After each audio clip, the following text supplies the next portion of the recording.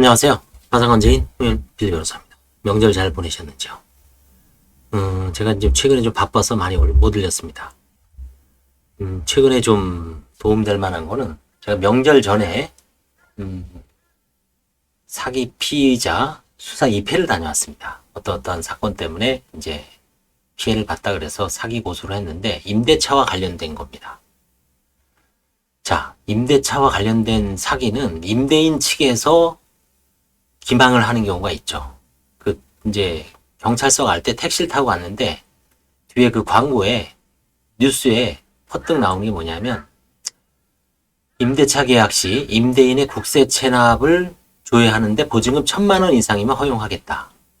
그렇죠. 그 임대차에서 국세 체납이 왜 문제가 되냐면 제가 늘 파산해서 강조했지만 국세는 모든 거에 우선주의입니다. 근저당권, 전세권보다 우선입니다. 물론 그 성립 시기가 근저당권 설정 등기보다 국세가 먼저 성립하면 우선입니다. 근데 이게 등기가 안 돼 있죠. 국가에서 그때그때 체납 처분하는 것도 아닙니다. 그래서 이게 등기에 나타나지 않기 때문에 조회를 안 해보면 나중에 아주 임차인 입장에서는 작살이 날 수가 있습니다. 그런 어떤 임대인 입장에선 국세 우선주의와 관련된, 그 다음에 이번에 또 빌라왕도 문제가 되죠. 그 다음에 신탁재산에 대해서 공인중개사가 제대로 잘 모르죠, 신탁재산은. 그거는 변호사도 잘 알 수가 없습니다. 파산에서도 문제가 되죠. 그래서 임대인 측에서 기망적 요소는 국세 체납, 신탁부동산. 그 다음에 이제 전입일자 갖고 장난치는 건 이제 고전적 수법이 됐죠. 그 다음에 반대로 임차인 입장에서 또 사기가 문제되는 경우가 있습니다. 이제 질권 설정할 때 그 돈을 임대인한테 직접 받는 경우 좀 문제가 될 수 있죠. 이렇듯 임대차 계약에서는 임대인 입장, 임차인 입장에서 상당히 조심해야 될 점이 있는데 그래도 이제 최근까지는 임차인이 주로 약자죠. 임차인이 주로 피해를 당하는 경우가 많습니다. 몇 년 전에는 반포동에서도 임대인을 속이고 중개사가 전세를 월세로 돌리고 혹은 월세를 전세로 돌려서 그 차액을 갖고 몇십억을 해서 도망간 경우도 있죠. 임대인의 어떤 그 신뢰를 이용해서. 이렇듯 임대차와 관련해서는 수많은 사기가 최근에 워낙 많이 문제가 됩니다. 파산에서 문제되는 것도 갭 투자가 문제되고 빌라왕이 문제되고 신탁에서 문제되고 그렇죠? 질권 설정에서도 문제가 되고. 그래서 먼저 주택 임차인 입장에서 임대차 계약을 체결할 때 주의할 점에 대해서 한번 볼까요? 대표적인 거는 그겁니다. 저도 옛날에 이제 소송을 해봤지만 전봇대를 통해서 하는 건 상당히 위험합니다. 그래서 첫째, 직거래 사이트. 요즘 이제 인터넷 사이트가 발달돼 있죠. 직거래 사이트를 통한 계약보다는 개업 공인중개사를 통한 계약이 상대적으로 안전합니다. 완전한 건 아니죠. 상대적으로 안전하다는 겁니다. 개업 공인중개사도 신탁 문제라든가 빌라왕 문제에서 드러나듯이 그 취약성이 드러났지만 그래도 직거래 사이트 혹은 전봇대에 붙어있는 거 보는 것보단 좀 안전하죠. 계약서를 작성하는 것은 전문 지식 없이 쉽지 않을 뿐더러 해당 부동산에 복잡한 권리관계가 존재하는 경우 부동산 등기부를 분석하는 건 쉽지가 않습니다. 특히 요즘같이 신탁이 문제되면 이건 완전히 그냥 맛이 갈 수도 있죠. 그럼 변호사도 상당히 어려운 영역입니다. 신탁 원부까지 뛰어봐야 됩니다. 요즘 웬만하면 또 신탁이 많이 돼 있습니다. 해당 부동산에 복잡한 권리관계가 존재하는 경우 임대인과 임차인이 중개사의 도움 없이 직거래 사이트 등을 통해 계약서를 작성할 경우에 임차인이 상대적으로 피해를 볼 가능성이 높죠. 중개사를 통해 임대차 계약을 체결했고 법률적 손해, 즉 손해가 발생하면 상황에 따라 중개사 내지 공제 책임이 있는 한국공인중개사협회를 상대로 소송을 해서 보전도 가능합니다. 이런 소송은 저도 옛날에는 몇 번 해봤습니다. 한공협 상대로 공제 이긴 적도 있고 진 적도 있고 반드시 이긴다고 보장을 못합니다. 상당히 난해한 소송이 될 수 있습니다. 아무튼 개업 공인중개사와 계약하는 게 좀 유리하다. 둘째, 중개사를 통해 해당 부동산의 권리관계에 대해 꼼꼼한 설명을 들어야 된다. 뭐 하나마나 한 얘기지만 이거는 그 공인중개사도 법을 완전하게 아는 게 아니죠. 그래서 은행에 융자가 없는 주택을 빌리는 것이 가장 안전하겠지만 융자가 없는 주택이 없죠. 대부분 융자가 있고 뭐 일부는 또 신탁도 되어 있습니다. 그럴 때는 어떻게 될 것인지 상당히 어렵습니다. 그래서 집을 담보로 한 은행 융자는 뭐 근저당권으로 표시가 되죠. 보통 120%까지 채권 최고액이 설정됩니다. 혹은 130%가 될 수도 있습니다. 그 부분은 일반인들도 많이 알고 계실 겁니다. 1억이면 1억 2천에서 1억 3천으로 잡죠. 그렇죠? 그러면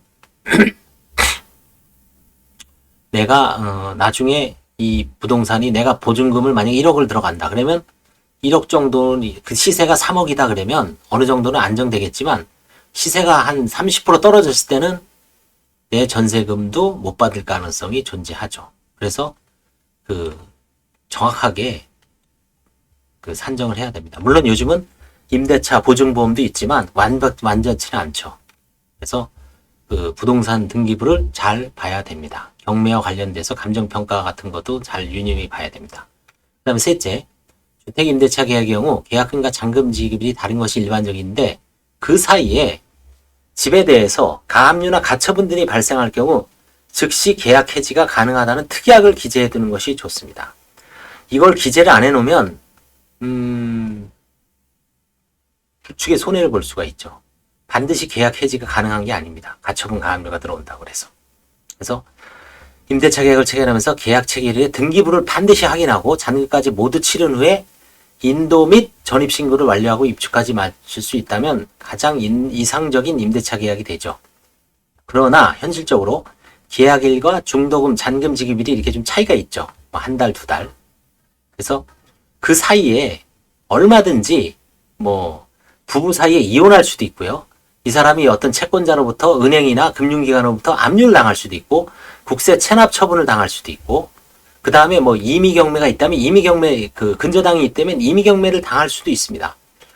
어떤 상황이 일어날지는 아무도 모릅니다. 그래서 반드시 계약일과 중도금 지급일, 돈을 지급할 때마다 수시로 부동산 등기부 등본을 인터넷으로 확인해 봐야 됩니다. 700원에서 1000원 정도 빼니 안 되기 때문에 그거는 반드시 공인인증서를 통해서 확인을 해야 됩니다. 대법원 판례가 있네요. 대법원은 계약일과 잔금 지급일 사이에 해당 부동산의 가압류가 이뤄진 경우 원칙적으로 계약 해제 사유가 안 된다고 봅니다. 잔금 지급을 거절할 사유 정도로 해석하기 때문에 대법원 판례가 있습니다. 이런 문제를 해소하기 위해서는 계약을 하면서 잔금 지급일 이전에 가압류 가처분, 근저당권 설정 등 해당 부동산의 권리를 제한하는 사유가 발생하는 경우 나는 안 들어가겠다. 임차인이 즉시 계약을 해제할 수 있고 들어간 돈은 다시 토해내도록 그런 정도로 이제 특약을 하는 게 좋습니다. 여기에 추가로 이와 같은 권리 제한 사유가 발생하고 계약금이 100을 상한 청구할 수 있다는 문구를 넣으면 좋겠지만 그건 임대인 입장에서 허용을 안 하겠죠.